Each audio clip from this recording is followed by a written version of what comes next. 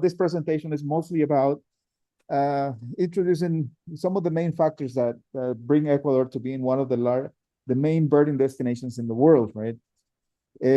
Also, it's a bit of a presentation about the different habitats from the high Andes to the cloud forests, the Paramo, right? And a little bit about the places that we will be visiting during our trip next October, right? So let me move on to, well, this picture shows one bird that has a very special name, the equatorial ampita, right? It's one of the species that we can see. As you know, ampitas in Ecuador and Colombia, South America in general, are quite famous. But Ecuador was the country that started, this process of feeding ampitas and having places where you can access and see them other in a bird that otherwise you will not really see that easily. Okay, so a little bit about Ecuador, right? Well, for your surprise, Ecuador is about the size of Nevada, right? It's similar size, a little over 100,900 square miles, roughly the size of Nevada. The population of Ecuador is around 18 million people, right? It is a democratic republic, and the capital city is Quito, which, by the way, is designated by UNESCO a World Heritage Site because of all the history that goes on behind Quito and all that. Quito sits at about 9,000, a little over 9,000 feet above sea level. And Ecuador borders to the north with Colombia, right? And Peru, east and south, and then the Pacific Ocean on the west side, okay? There are other major cities besides Quito. Guayaquil, in fact, on the Pacific coast is the largest city in the country, the main economical commercial hub for the country. Cuenca in the south is another beautiful colonial city. And then the town of Santo Domingo in the lowlands, right? So this is basically some of the main facts about Ecuador. Okay. But now back to, to start with the main focus of the presentation is about biodiversity in general, right? Which of course implies all the many bird species that we can see in Ecuador, right? Ecuador's biodiversity is quite exceptional, and it's a combination. It's the result of combination of factors that mostly imply the geography and the climate that come together, right? For starters, the position right at the equator, right, allows Ecuador to receive, right, stable daylight and solar energy year round. So when you have that, you have all the primary elements to sponsor and support all these amazing bird life and general biodiversity, okay?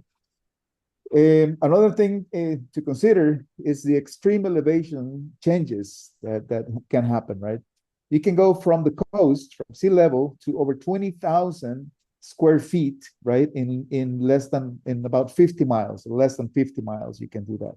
So these heavy gradients, these elevation changes, right, create all these altitudinal levels, altitudinal belts that in turn support different types of habitat at the same time. Okay. For example, from the Pacific, you have some currents that support all that coastal habitats, all the coastal vegetation. From the east side, from the Amazonian side, which is all that green, you can see. Let me see if I can use the laser pointer. You can see the little green dot. All of this is the Amazonia. This is the eastern lowlands that connect, of course, with the Amazon basin. And so that brings also all the humidity that in turns creates all the cloud forests along the slopes on the eastern side. Right? And the high Andes, right, the Andes themselves work as both a wall, but also they work as a corridor, right? A wall that separates east from west, and giving different conditions, giving species the chance to become their own, right? Speciation happens at such points, but also it's a corridor that connects north and south and north, okay? So there's that exchange that we will be seeing in a few minutes in one of the slides. And so basically these conditions are the primary elements that give Ecuador one of the highest levels of biodiversity per unit area in the world, okay? So all these different colors you see in the map, they represent different life zones or basically different habitats, okay? So very, very basic, but you can, I guess, get the idea. Separation east from west, and north and south connected, right? Yeah. Okay, so the Andes basically are the result of the collision between the Nazca and South American plates. The Nazca comes from the Pacific and sinks or subducts underneath the South American plate. And basically this motion creates an uplift of land that have created the Andes, which are in turn one of the most active, one of the youngest mountain ranges in the world, right? Ecuador is home to over 80 volcanoes, okay? Not all of them are active, but 80 systems, there are 80 structures have volcanic origin. Just imagine that. This rapid uplift basically have created, again, those sharp gradients. And in turn, you have deep valleys within those gradients, right? And then when you have that, basically you are compressing multiple habitats within a very compact area. So this is the creation of microhabitats that in turn are home for all the different unique species that we have. Okay. Basically that's how the Andes were created. Okay. Okay. So the Andes are sort of divided in two sections, east and west, the occidental and the oriental.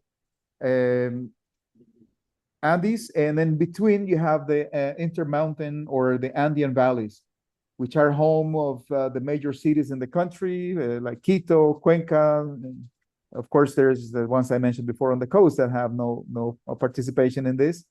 But it's very, very important to see that. Elevations go, of course, from sea level on the Pacific side, and they go to 20,700 feet at the Chimborazo volcano, which is the highest peak in Ecuador,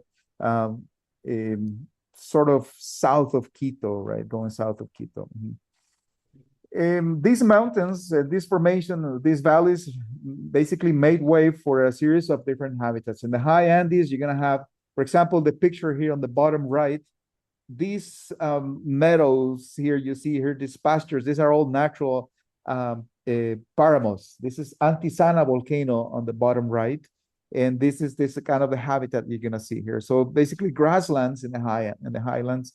And then you're gonna have cloud forest here on the slopes. This is looking down on the eastern slope from southern Ecuador, actually, in the Tapichalaca area, okay? And then basically the drier intermountain valleys as well, found mostly in the south.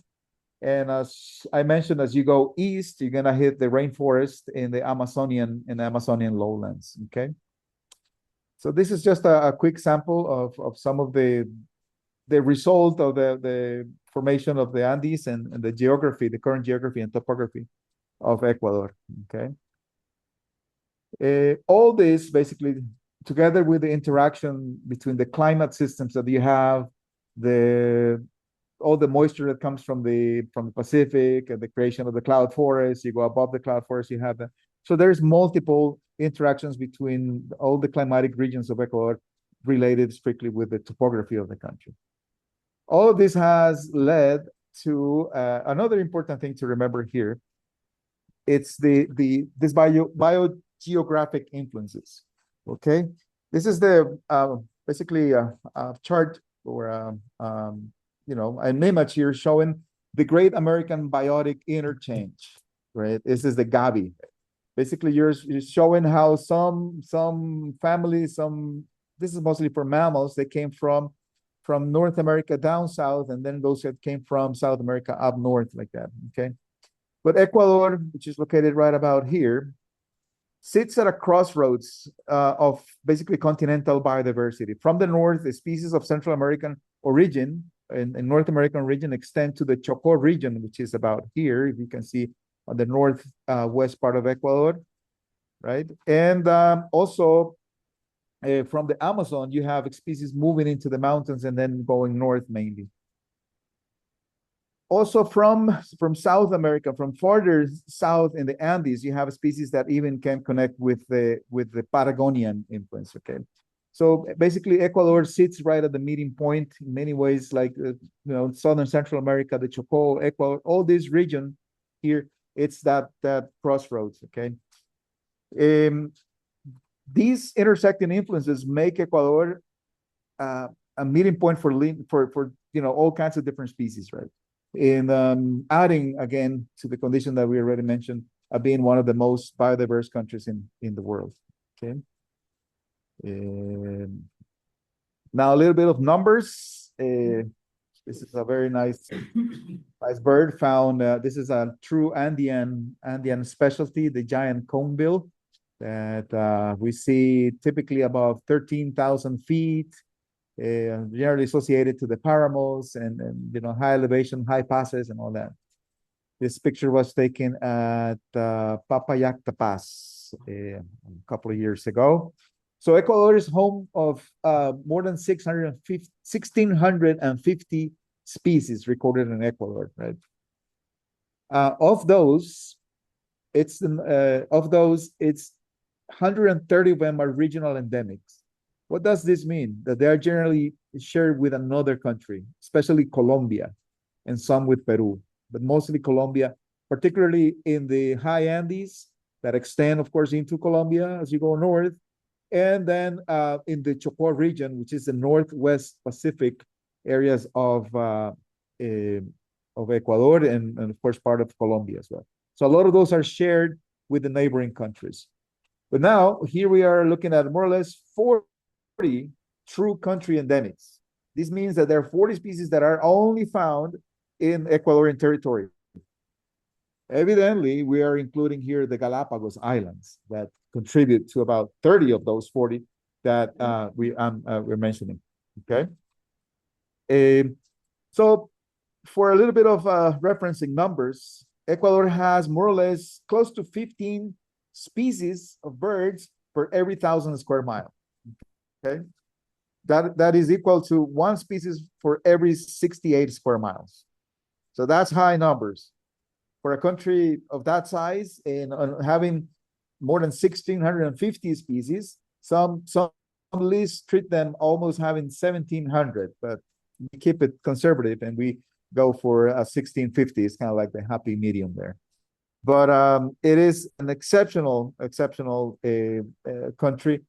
And what makes it special for us birders is that we have to see, we have the opportunity to see a great variety in a relatively short amount of time. That's one of the greatest things about visiting Ecuador. Now, I'm going to try to walk you through some of the main birding areas. This map has very bad resolution, but these are the important bird areas of Ecuador. This was determined by BirdLife International. So there are a number of them that are considered unique areas that host unique bird life. Okay. So the Northwest Andes, Chocó area, this is this northwestern corner right here. This is the Chocó region that extends, as I said, into Colombia. There are known places, birding locations there like Mindo, Mashpi, Silanche. And this is the famous place where Angel Paz has his refuge. And this is the guy who invented the Ampita feeding practices. So, and that has extended to other countries, of course. In turn, this area here, the habitats within this area are heavily under a lot of pressure. They're heavily endangered, we can say that, mostly due to deforestation and some mining also that goes on in that area. So this is the place that basically has I would say maybe more pressure than any other in Colombia. I'm sorry, in Ecuador, right? As I said, it connects with Colombia. This is the home of incredible birds like the toucan barbet. It's a bird that everybody would love to see. Plate bill mountain toucan, flame face tanagers, glistening green tanagers, rufous-throated tanagers. There's a whole group of birds that are exclusively found in these areas here. Now, once you cross to the east side of the Andes, right, you're gonna find yourself in other areas with other specific and very unique birds. For example, this is one of the best places to see the sword-billed hummingbird in Ecuador, white-bellied ampita, the resident green jay called Inca jay, masked pronghorn, and things like that. So all of this happens on the east side. I will show you some pictures in a minute. And Andean potu also can be seen in this area. And this obviously is under the influence of the Amazon right here, okay? Next is the high Andes, the high paramo sections that go typically from 12,500 feet, more or less, to 15, 16,000 feet along the high peaks of the Andes. And this is where those grasslands are found. The paramo is the technical name for that area, for those type of habitats. Here's where we have the volcanoes like Antisana and Cotopaxi that are just around Quito, close to Quito here. Vegetation, it shrinks, it's stunted vegetation, mostly grasses and some shrubs and bushes there, but no tall trees found in that area. This is the home of unique species like, of course, the Andean condor, Andean ibis, Andean gull, rufous-bellied seed snipe, and others again. And then you can also include that all along here, all the way to the Peruvian border going south. And then on the east side, you have the lowlands here, the Amazonian lowlands. But we're not going to go much into detail in this area because we don't really visit that part. But evidently, this offers, and this is a huge contribution to the Ecuadorian bird life. And you can see how there are massive, large, important bird areas in that area, in the Amazonian section of Ecuador, right? Okay, let's see. This is a picture taken from near Mindo, one of the lodges we stay, Huaycapi Lodge. This is the western sections, cloud forest, Mindo and Chocó region. Elevation more or less ranges from probably 2,600 to almost 6,000 feet, right? That's the area considered of the, the Chocó geographic region. Okay, bioregion right here. It's under the influence of the Pacific. All the moisture that comes from the Pacific Ocean creates all those dense, huge, beautiful cloud forests right there. Okay, there's high precipitation, lush vegetation, very lush. Is really, really dense, and the views there are fantastic. This is what I was saying before, is among one of the most threatened ecosystems worldwide, mostly because of the pressure from ranching, and mining, right? Regarding the conservation of this area, what we have to mention is how the community has worked together, offering lodges and their own private reserves. Most of the places that we visit in that area are owned by families. They own their little forest preserves, and also this is another place that is protected internationally by UNESCO as a biosphere reserve. Yeah, the Andean Choco region is protected. But then within that, there's a number of small reserves that we visit. Now it's time to start looking at some cool birds. As I said, this is probably the bird that represents more the growth and the emergence of birding in Ecuador as an ecotourist activity. This is the giant ampita.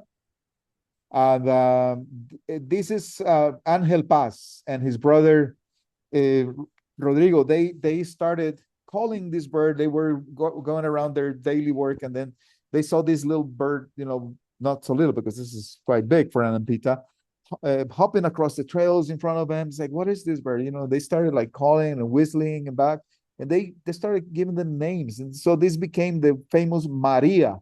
This is the Maria, and this is probably Maria, maybe 8th generation already, because there's been a number of Marias over the years. And then the fact that the Paz brothers were able to create this unique experience for visitors, because otherwise these birds, maybe you'll hear them, But seeing an ampita in the wild in those deep, dense forests that I was showing you before, it's quite a challenge. So they started calling them, whistling back and forth, and then they discovered that they could start, throwing some food. They started throwing some. I think they started with berries and things, but they didn't like that. Then they started working with worms, mealworms and things, and they love that. So they are now able to, and on a given day, on a good day, let's say, you can see up to 5 different ampitas in his place. And this brought Ecuador to the scenario, to the world scenario, as a prime birding destination. Okay, so I thought I would honor that and have the giant ampita. I have a very cool article that I would love to share with you at one point that tells the story of the Paz brothers and specifically about the giant ampita. Okay, now there are certain, Ecuador has more than 130 species of hummingbirds, folks. 136, I think it is right now. So it's the number 1 country in hummingbirds, more than Colombia itself. Okay, so it's quite amazing, right? So the Empress Brilliant, as you see it like that, it's an impressive. It's impressive, as I joke and say. The Empress Brilliant is restricted to that Choco bioregion, the Andean Choco region. And this picture was taken in one of those small reserves we visit called Mashpi Amagusa. Look at this is a male showing that purple throat and the green around the base of the bill and the golden on the belly. This was a magical moment to have a chance to see this beautiful hummingbird. It's a large hummingbird, by the way. It's not the largest, but it's a very, look at the long tail on that. It's very, very cool. Empress Brilliant. Birds that are also restricted to that area. This is a rose-faced parrot, right near the same location where that last hummingbird was taken. They come and the folks there, they put just like bunches of bananas out there. And every morning, these rose-faced parrots, they come and you see the one on the left, he's got his beak full of bananas because he was eating that. And they come just like that. It's like they just hang the bananas there and then they maybe 15, 20 of these parrots, they show up. But then when you look at the range, at the distribution range of these parrots, like, oh, wow. So it's very, very limited to that northwestern part of South America, which barely is shared with Colombia. It barely crosses the border into Colombia. So this is another beautiful bird that we can see there. And this is one of the stars of that area. This is the toucan barbet. It's limited to that. It is also shared with Colombia, but only, this is a Chocó endemic, okay? Chocó is that region, remember, on the Northwest Pacific of South America.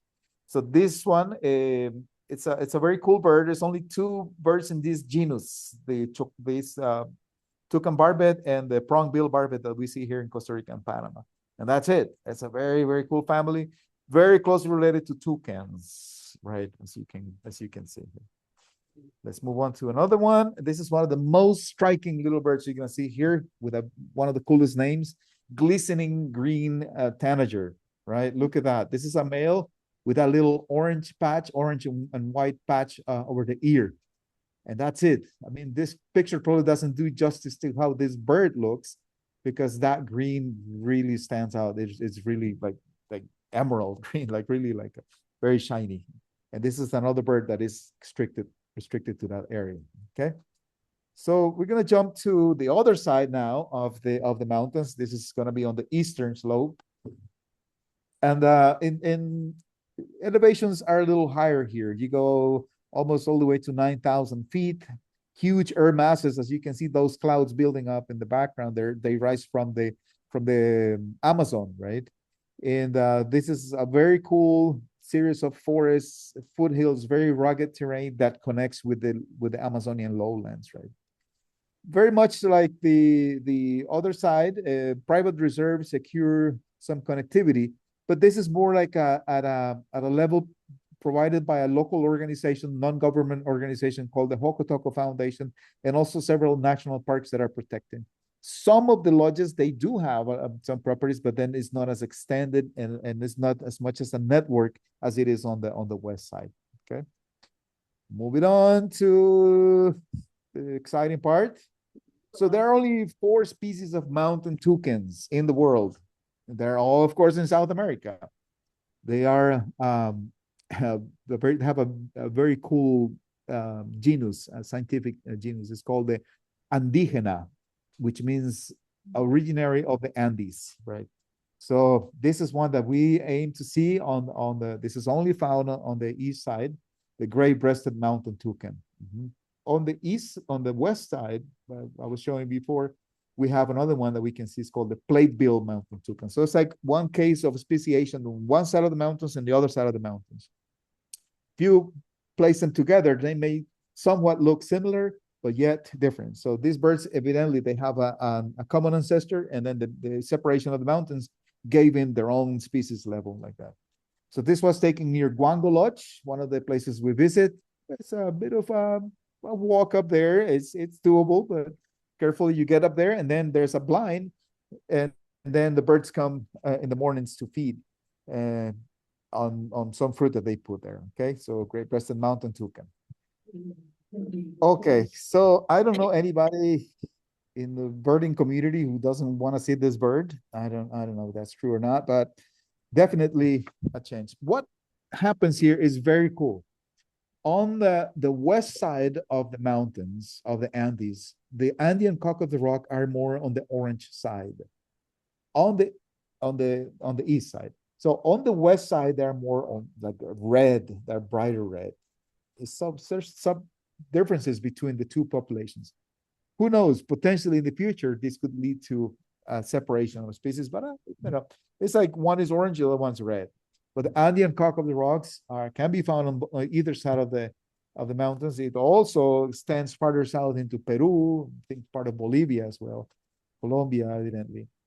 But then this is a bird that we have an opportunity to see. This one's from the east. So you can see it's a little bit more orange, especially around the top of the head here. This picture was taken at a lodge called Wild Sumaco, down in the lower part of the cloud forest. Okay, so Andean cock of the rocks are members of the Cotinga family, a strictly neotropical. Neotropical means the New World tropics, the American tropics, the new tropics. So it's a strictly neotropical family of birds, cotingas. Most of them are very colorful. Others are a little bit more subtle, but this one for sure stands out as being one of the most dramatic and one of the most sought after species out there.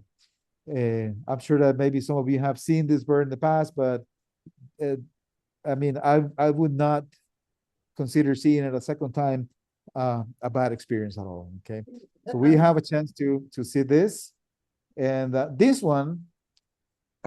It's a little blurry around the eye, but it's showing the part that names it, right? The coppery-chested jacamar, a very thin elevation belt that extends from a little bit south Ecuador and roughly a little bit into Colombia.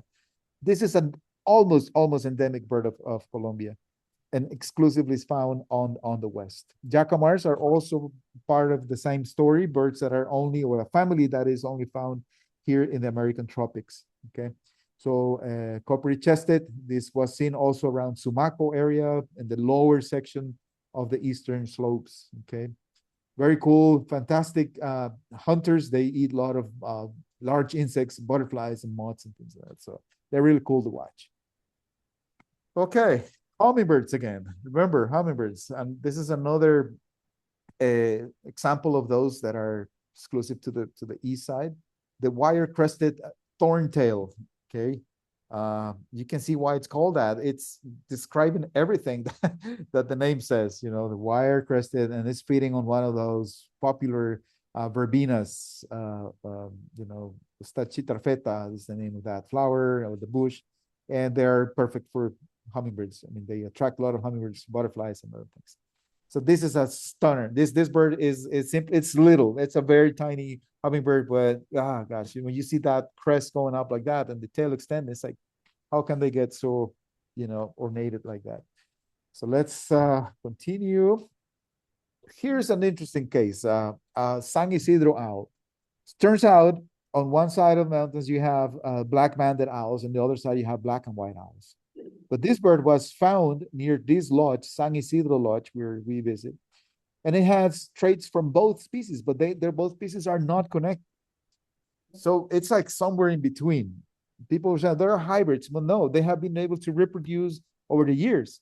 This is a pair that obviously you can see. And at this point, it has not been fully described as a species. They are treated as black-banded, but if you look at more details, the barring on the back and the amount of black on the throat and the face varies. So it has, as I said, features from black banded, but also has field marks from black and white owls. Okay, so this was right outside the lodge, right there, guys. It just come out from dinner, and there's a person that works at the lodge. He's keeping an eye. He's like, "Oh, owl is here!" So everybody stops eating, and then we all go look at the owls, and then come. So it's pretty cool to see. So San Isidro, this is an ornithological mystery still. It has been a while, and still no decision made about this San Isidro owl. Okay. Now we're gonna go up higher into the high section of the Andes, the northern Andes in this particular case, right? Elevations above 12,500 feet to 15,000. I'm gonna say that in our trip, the highest point that we visit is close to 14,000, but we only visit for a brief moment. We go there to look for a bird that we're gonna show you in a minute. It's kind of cold, crispy climate up there. You have strong solar radiation. If you have no clouds, you get, the sun. It can be brutal there, so you always have to have some kind of protection with you, hats and long sleeves and all that. But also at the same time, you are in a nice, very nice, cool climate. If you have a little bit of a cloud cover, a little bit of a breeze, or one time we were there and then we started having snow there, or more like a sleet, but we couldn't tell what it was. But it was that chilly there. So it's quite dramatic how it changes and very dynamic. Beautiful glacier-shaped valleys, as you can see, like a shallow U-shaped valleys are typically found on those elevations. One of the most important features of the Papayacta Pass and the Antisana is that they provide the drinking water for the city of Quito, right? And it's a pretty big city of nearly 7 million people there. So it's very, very important. It's protected by national parks like Cayambe Coca and Antisana Volcano National Parks. Okay. So we visit those areas for an hour or two. We stay at a high point, and then the bird we want to see is this rufous-bellied seed snipe. If you take a close look at the pattern on those feathers. It's like somebody took the time to paint it and decorate it. It's an amazing looking bird. Seed snipes are in their own family, and in my opinion, they sort of replace the ptarmigans in the Andes in South America, because they live at high elevations. They don't turn white or anything like that. They don't change colors much, but then they fill that niche in the high Andes of South America. So this bird, you have to move very slowly to find it, because you are again at 14,000 feet almost, and you don't want to run up the hill to see it. So we take it easy. We drive up there, we walk, and that's what I mentioned, that we work with very, very professional, wonderful local Ecuadorian guides. Our trips outside of Costa Rica are accompanied by a local guide, and in this case, these guys know where to look for it. I go there and try to find it sometimes, and I'm always headed the opposite direction. So I don't know, Diane, maybe I'm not keen on this, but Marcelo and Jorge, our wonderful friends in Ecuador, they always know how to find it. So this is one of the jewels of the South American Andes. Here's the other one. Okay, this is an Ecuadorian hill star, right? Another endemic, as the name suggests, sitting on the Chiquiragua flowers, which is basically what they depend on. Those little buds you see at the bottom. And this is found at high mountains only. It's a very lazy hummingbird. They don't hover. They just cling to the flowers. And as you can see, it's quite chubby, if you will. So when they cling to the flowers kind of bend down, and then you see them sitting there. So it's definitely it's impressive seeing this bird like that. You get the light on it like that. It's impressive. There are a couple of other hill stars. One of them is farther south, the recently discovered blue-throated hill star that is found in southern Ecuador, another endemic, highly endangered. But this one we have a chance to see when we visit Antisana volcano. There are other not so impressive, but still very important birds that are only found in the paramos. The carunculated caracara, they are the ones that are keeping track. They are working together with the next bird I'm going to show you in keeping those grasslands clean, right? You can see some mammals up there. You can see some rabbits or foxes. There are things that also live up in those high paramos in the highlands. So carunculated caracara, again, restricted to the highlands. Most of us that are familiar with caracaras, we used to see them in the lowlands, right? Hanging around the rainforest and dry forest and areas like that. But this one makes it all the way up to the top. And now, well, a couple of giants. This is the largest hummingbird in the world. It's not, they fly in slow motion for a hummingbird. They're so big that you can see it almost like a very lazy flying like that. This is the giant. It's found from Ecuador, Colombia, south into Peru. I think it goes. So maybe farther south. No, it goes farther south. I think maybe even into Chile, along the high Andes. Okay, so this picture was taken close to a feeder. It came, it was hovering, and then boom, just did the angel pose like that. When you see this bird, it's like you don't believe it's a hummingbird. It's bigger than a swift. It's bigger than, it's almost as big as a a small thrush or something like that. It's massive. Not the most colorful, not the most impressive compared to the previous one, the hill star, but still, worth going to see because this is the biggest hummingbird in the world. Okay, and here's the king of the Andes, right? This is the Andean condor. Ecuador has a rather healthy population of condors that extend from these northern mountains, especially around Antisana volcano. It goes south, but Ecuador has a program also protecting them. And then one of the places we visit, the folks from that preserve, they have been working for years, keeping track, monitoring, right, and helping. And birds have been injured, and then some captivity, breeding also, and all that, trying to replenish the populations of them in some parts of Ecuador. And this was a pretty low overhead flight.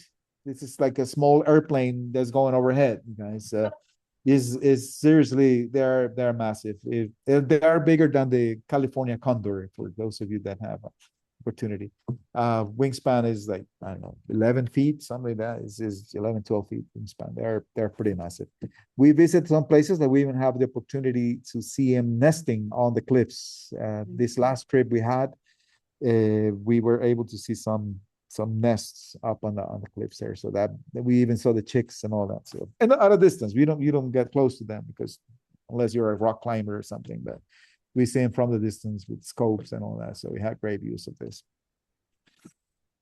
Okay, so just to bring this to a closing, Ecuador, of course, like any country in the world, it faces some threats in for the biodiversity, of course. In this particular case, deforestation, mining, and agriculture are some of the biggest reasons why Ecuador has all these programs that are helping protect, of course, but still a struggle, right? That's when the community reserves, the non-government organizations, national parks and such, they provide all the protection for this. We very much like to support these places by visiting these reserves and staying at lodges that are promoting conservation by having their own reserves and by working with the community, by employing local people that given the opportunity to improve their quality of life. Bird tourism contributes directly to these efforts by generating income, right? It supports mostly rural communities and improves their livelihoods. And basically by this they revalue the forests and what lives in them. I put the spectacled bear and the Andean bear there too as a symbol of that. We do see him not every trip, but we get to see him here and there, and they're cool because people used to see him as an enemy, as a threat. Now they're more open to even help protect the spectacled bears. It's a winning case right, of conservation in Ecuador. So with some luck, we are driving. These are found at high elevations. And if you can see the little plant behind, it's a type of bromeliad, and this is their favorite food. They're quite vegetarian actually, and they're sometimes seen traveling with their cubs and all that. So they're quite cute. So I'm gonna get myself again. Okay, here we are. So with this, I wanna thank you for your attention. This is the Torin duck, another Andean icon, bird that we all want to see, right? Look at the feet. Look at the feet on that duck, guys. Take a look at look at those long toes. Look at how thick those legs are and all that. That's those. These are the propellers, and these are the outboard engines that they have, motors that they have to come up Russian rivers like the one back here. You see him swimming up those white water like nothing. It's like they don't even, they don't even seem to be sweating that much. So with this, I don't know. Okay. Oh, stop sharing. I want to thank you guys for your attention, and if you have any questions, please let me know. Okay. Questions. Can you hear me, Mario? I can hear very well, Barry. Okay, yeah. Good. Does anyone have any questions? I do. How big was that big bird in the beginning? I can't remember the name of the bird that you said is really, the Antipa? Yeah. They're actually like that. Yeah. She was wondering how big the Antipas were. Oh, the giant Ampita. Yeah, they look like a small football with legs, humping around. Like they hop like that. Yeah. Small football. Football. Yeah. Kind of oval shape with legs. Yeah. Any other questions? Do you have any from the group? I just want to say, I took a tour with him in Costa Rica. It was incredible. Just such a good birder, also such a good person, and a lot of fun. Kathy, did you go to Ecuador with him? So Kathy was there. It was a great trip. Yeah. Oh, when you went to Panama, he did a Panama trip, and Kathy actually went to Ecuador just recently. Yes, Kathy Schmidt's here, by the way. Oh, okay.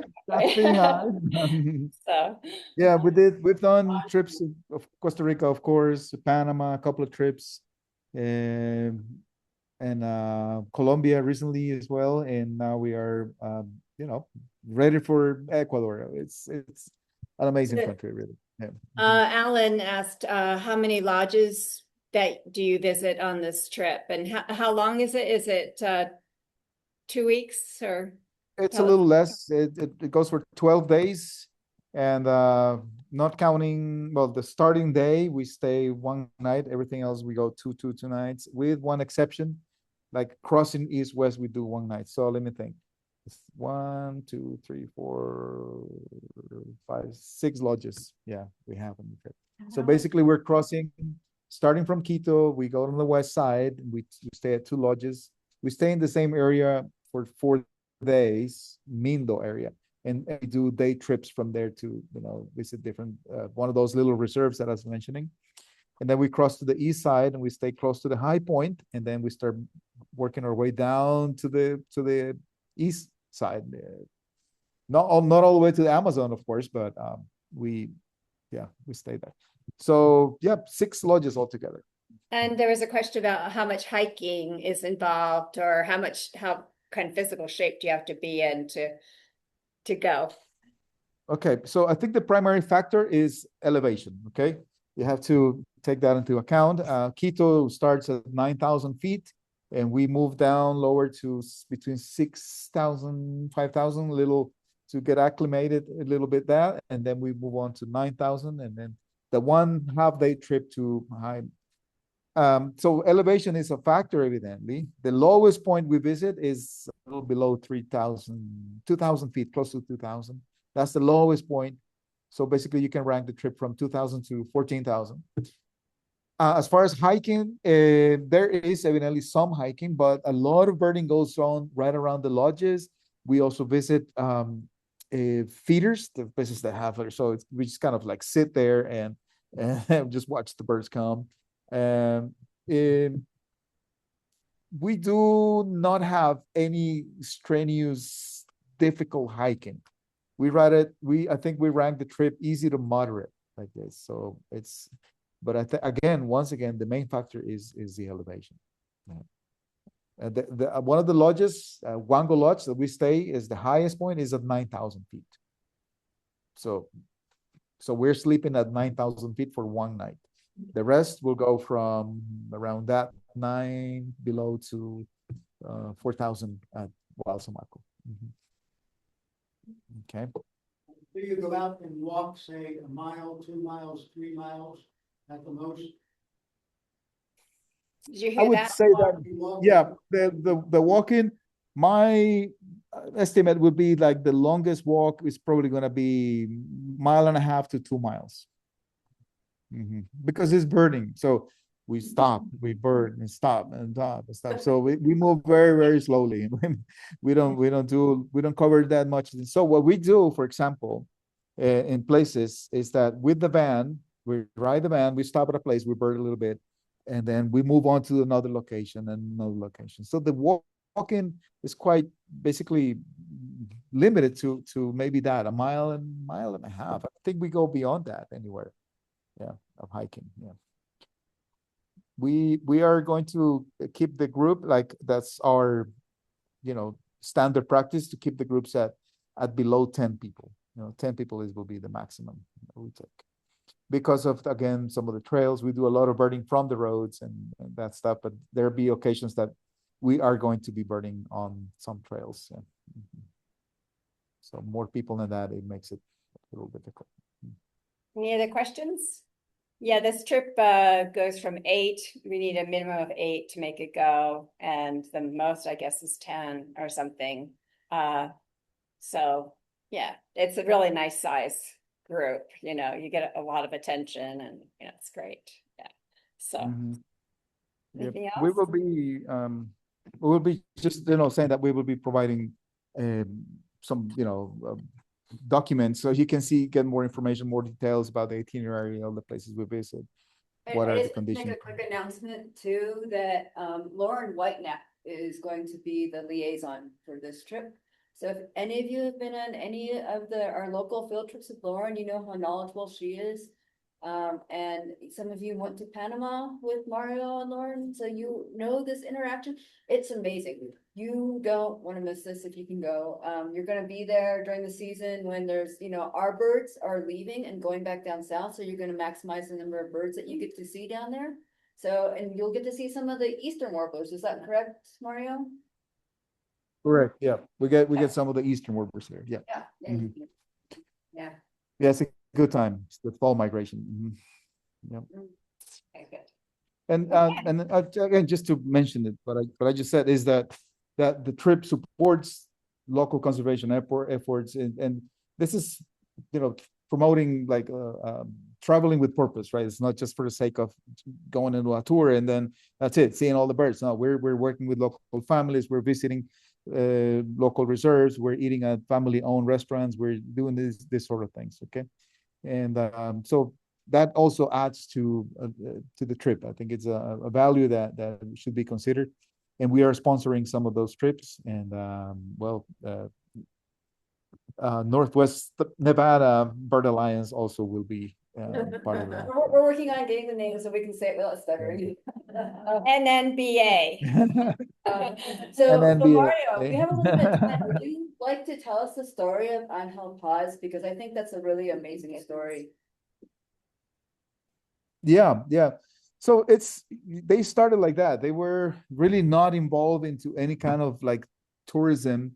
They were not involved in birding anything. They were just farmers, right? They were out there and they went walking through the forest to get to their farms, and they saw these birds like hopping on in front of them sometimes. Like they were curious about what they were, and they started like basically, seriously talking to them. They were just calling them by names and things, and they started, oh, they seem to be friendly, and so they started feeding them. We always think that whenever we see a bird or animal, we always think they're hungry, but somehow, so they started going like that and putting fruits and things, and they saw that the birds were responding, right? And around the same time, there was one of the first lodges was created nearby Bella Vista, and also the Tandayapa reserves, and then the Mindo area started to become a birding nature destination, right? And they saw that it's like, hey, maybe these people that come to these lodges are interested in seeing all these birds that we have here. And sure enough, they start bringing some people, and then all the guides, all the leaders, all the organizations and tour groups that visited, they went nuts because they were seeing Ampita, like the giant Ampita right there, which evidently, as I was saying, is a rare, difficult bird to find and see. And it all started happening from there, and they started buying more land. They had actually a fund and a trust, and they were able to recently purchase more land to make it into their own reserves and protect it. And this is where the Andean cock of the rock also has a lek. They do have on the same property. So you start really early in the morning. Then your next thing you see is Andean cock of the rocks lekking, and then you're gonna go on, and it's like a what do you call this? A progression. So you go, okay, first giant Ampita, then mustache Ampita, and then the yellow-breasted Ampita, and then all the different things that you have there, and stuff happens in between. So right now they have a very solid system there that they have groups visiting. It's an eco-tourist, basically attraction. All the family is now involved very much. They stop ranching. They don't do any of the dairy farming as much anymore. Most of them, at least. And the whole family is involved. They have a little restaurant. They feed you. They have bird feeders. They have hummingbird feeders and all. So it's a very solid and successful case of maybe luck, because they just had the Anpitas there. But I think it was a little bit of vision also on their side. And right now they're famous. The place is famous. Angel Paz Bird Refuge. It's called, well, Paz Brothers Bird Refuge or something. Yeah, I'll pass you the article that tells the whole story, because yes, if you really can cool. share the article with me, I can put it on our website so people can read it. That would be great. And yeah, it's an amazing thing. This is something that, sometimes we go there and, you see them. I went to Colombia with Mario, and they had an antpitta there named Pollo. It was Pollo means chicken in Spanish. And they pronounced the double L like with the J sound down there. And it's a term of endearment. And just these guys go out there and they're like, it's not like, hey, Pollo, come here. Pollo, look, I have some food. It's not, it's Pollo! Pollo! We're here. It's like, it's really loud. And it's like, you don't think you can call a bird like that. And they do this. But I don't know, how many years does it take to train an antpitta? Do you know, Mario? It could be several months, yeah, a year. I know some people that they tried for almost a year to get some of the Ampitas to come out. Yeah, so and it's persistence. You have to do it every single day. Yeah, we get to go there. I just show you the. Yeah, there's places that like over at Doña Dora's in Colombia, right? There are species that aren't named yet. They're super secretive birds, and we don't get to see them. But thanks to Angel and some really dedicated people, we're able to see them and learn about them. I think that's amazing. And like Mario says, a lot of these are family groups. When you go on these trips, you're supporting local families. You're supporting people that care about the environment. And the National Audubon Society, American Bird Conservancy, and many other groups are recognizing this. And they're working together to help make those preserves bigger and make the complexes a little bit bigger. And they're working with the locals. So when we go and we do these tours, we're also supporting that effort and helping our habitats and our birds in places where they really need it. Yep, that's true. Well, Valerie, would you like to close? No, well. Or are there any more questions? No. Thank you so much. Thanks, Mario. It was a great Thank you, talk. Valerie. It's And nice we to do see have a you. lot more information. It was great seeing you. Can't Thank wait you. to go on Thank another you. trip. Yes, So, we'll look forward to it, and we're here for any questions that you may have later on. okay, thank Anything. you. So happy to Good assist. night. Thank you. Good night, everybody. Thank you.